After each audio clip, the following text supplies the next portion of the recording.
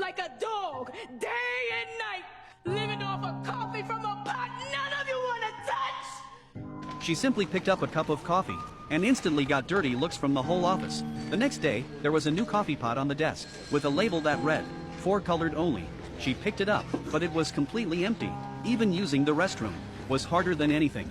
The whole building only allowed white people to use the bathrooms, and even when she could barely hold it, she had to sprint 800 meters just to reach the colored restroom on the other side.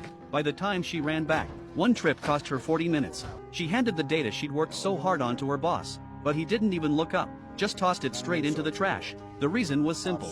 Aerospace data changed every second, and even a minute late, it was useless. The next day, a coworker tossed her a stack of documents and deliberately blacked out all the key figures, coldly telling her, "This is just procedure. Don't get ahead of yourself."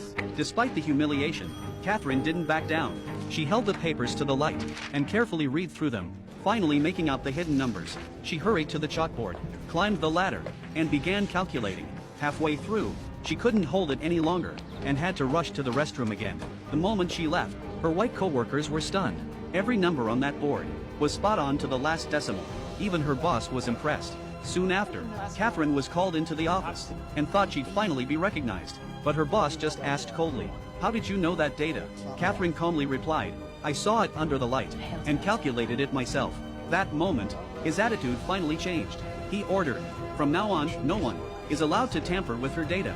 Having finally been respected, Catherine worked even harder. One day, it was pouring outside, but she still ran all the way to the restroom in the rain. When she came back soaking wet, her boss exploded when he learned.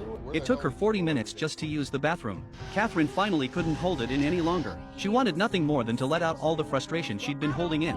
After hearing her out, the boss didn't say a word. He just walked into the restroom and smashed the bathroom sign to the ground. Here at NASA, we all pee the same color.